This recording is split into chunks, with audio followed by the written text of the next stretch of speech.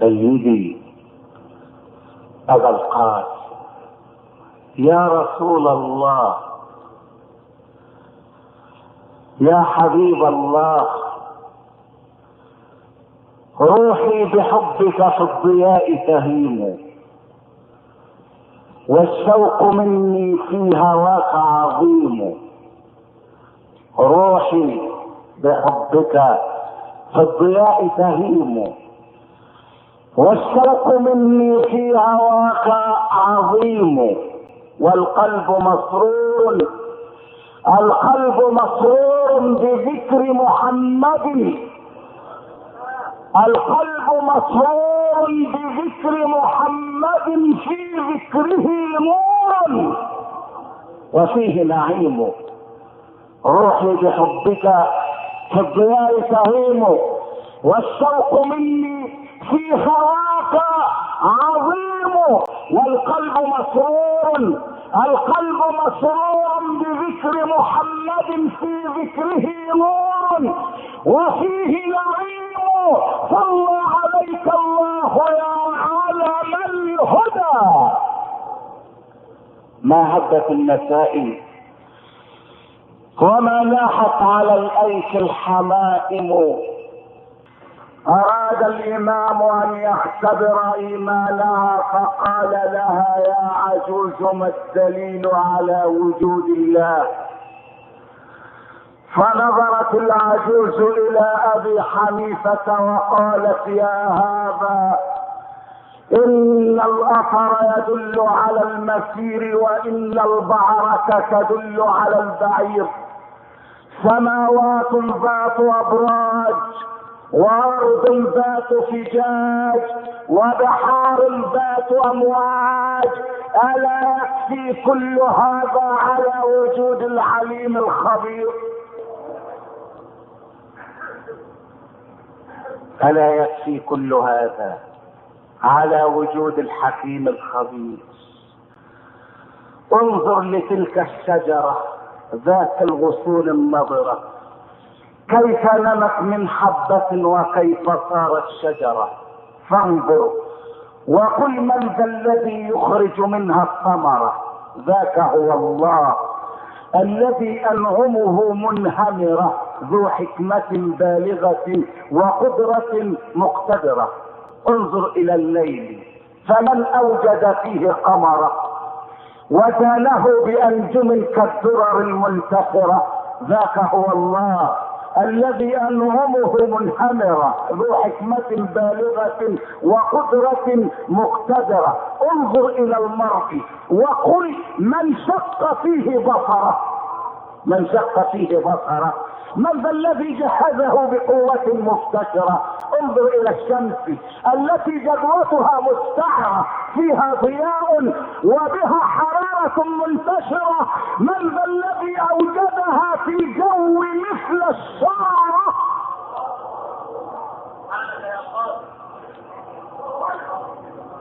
الشمس والبدر من آيات حكمته، والبر والبحر فيض من عطاياه. الموج سبحه، والطير كبره، والوحش مجده، والبحر ناجاه، والنمل تحت الصخور السم قدسه، والنحل يهتف شكرانا لنعماه، والناس يعصونه جهرا فيسترهم، والعبد ينسى وربي ليس انساه. سل الواحة الخضراء والماء جارية، وهذا الصحاري والجبال الرواسية. سل الروض مزدانا، سل الزهر والندى، سل الليل والإصباح والطير شادية، وسل هذه الأنسام والأرض والسماء، وسل كل شيء تسمع الحمد سارية. فلو جن هذا الليل وامتد سرمدا، فمن غير ثانية.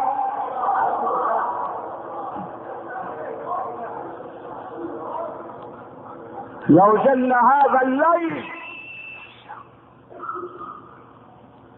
لو جن هذا الليل وامتد سرمدا، فمن غير ربي يرجع الصبح ثانية. يا سيادة الدكتور، ان اكبر عالم في الرياضة وهو ألبرت أينشتاين، وهو اول من عرف الطاقة وقال انها حاصل ضرب الكتلة في مربع سرعة الضوء، وسرعة الضوء تساوي 186 ألف ميل في الثانية أو 300 ألف كيلو مترا في الثانية الواحدة.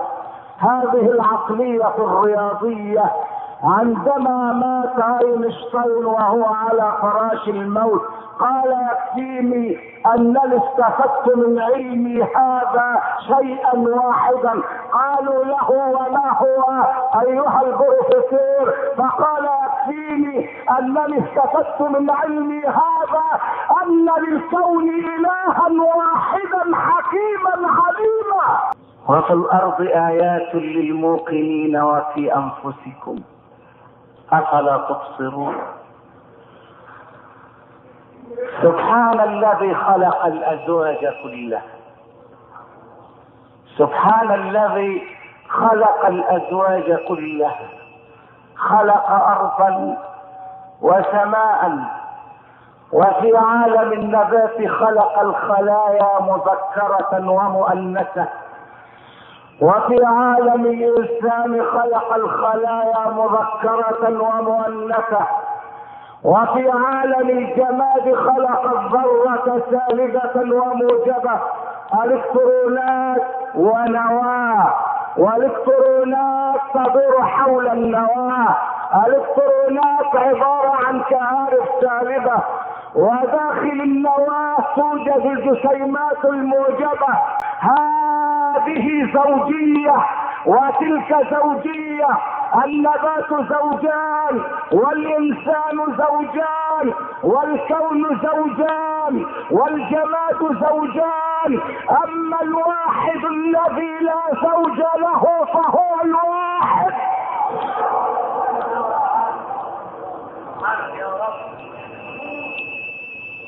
سبحان الذي خلق الأزواج كلها مما تنبت الأرض ومن أنفسهم ومما لا يعلمون. عالم الذرة، عالم الذرة مما لا يعلمون. ومن كل شيء خلقنا زوجين لعلكم تذكرون. ففروا إلى الله، فروا إلى الله، لا تفروا من الله، فروا إلى الله. يا من تذهبون إلى الشرق مرة وإلى الغرب مرة فيجرون لكم عمليات خطيرة تسمى غسيل المخ، لأن شبابنا عندما يغادر بلادنا لا يحمل معه كرات الدم البيضاء التي تقاوم الميكروبات، لا يحمل في دمه المناعة، ليس معه في دمه كرات دم بيضاء تعلن حالة الطوارئ عندما يغزو الجسم ميكروب فتشتبك معه في معركة حامية دفاعا عن الجسم. وكرات الدم البيضاء هي خط الدفاع الأول. لكن شبابنا أو الكثير منه عندما يذهب إلى موسكو أو عندما يذهب إلى أمريكا أو إلى أوروبا يذهب ضعيفا، لا مقاومة ولا مناعة ولا حقيقة.